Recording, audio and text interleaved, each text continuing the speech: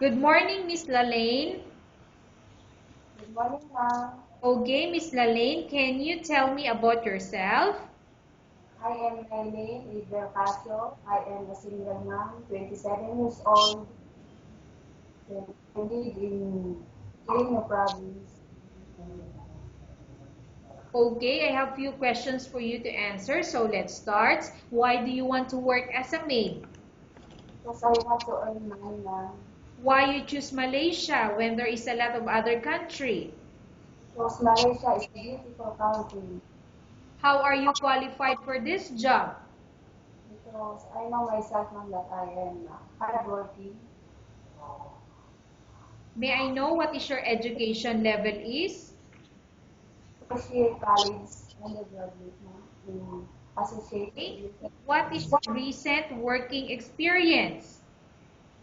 as a cook, ma'am. Have you worked abroad before? No, ma'am. Do you have experience of taking care of baby?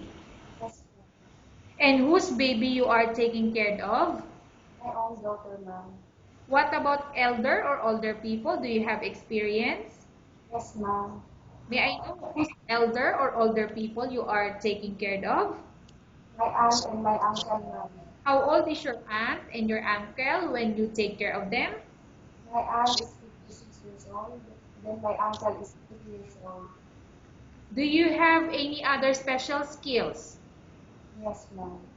May I know what special skills do you have? Uh, Washing, ironing, gardening, cooking. Okay. Are you willing to learn new skills? Yes, ma'am. Are you willing to work with a family where the mother-in-law or any relatives stay together? Yes, ma'am. Currently, are you still working now?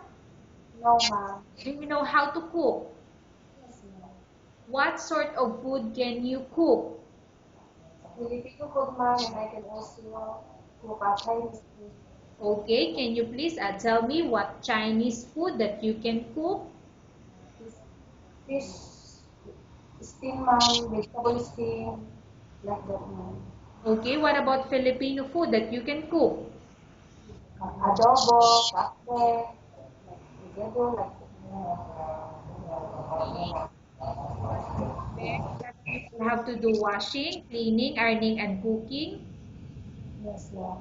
From all the house chores or household work such as cooking, cleaning, ironing, and washing, which do you like most? Yeah. All, ma'am. If ever you were selected to work in Malaysia, who will take care of your kids? My mother, ma'am, and my brothers and sisters. Okay, you are not allowed to use handphone during working hours. Yes, ma'am.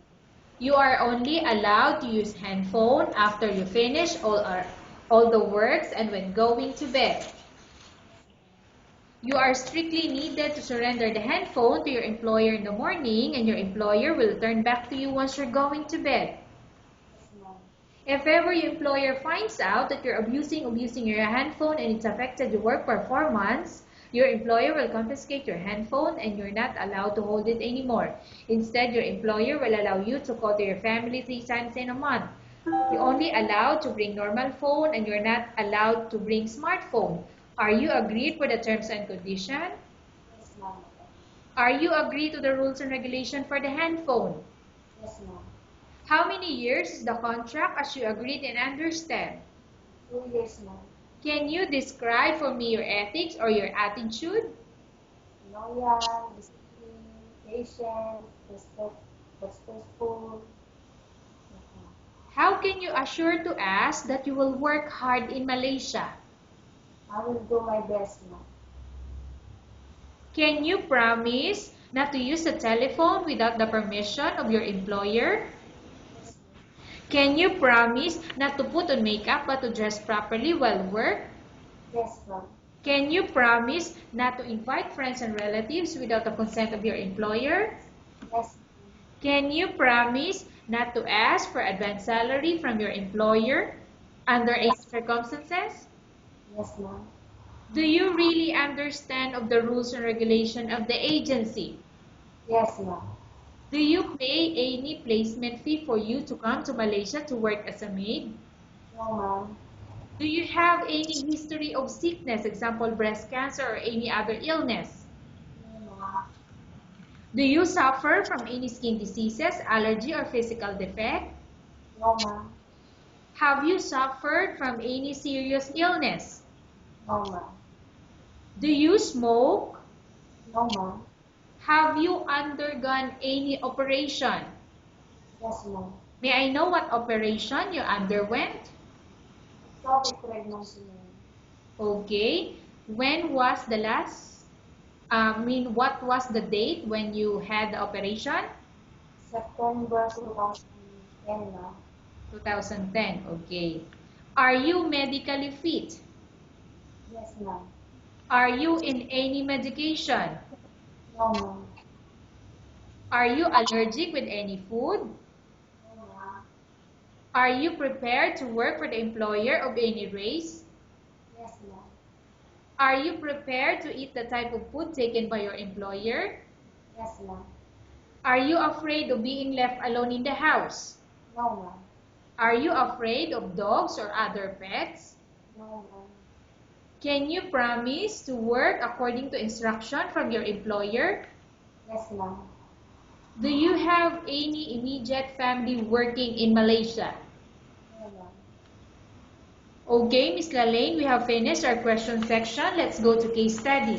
I have a case study for you and I want you to answer me truthfully. Upon arrival in Malaysia within 6 months, if ever any of your family members pass away, what will you do?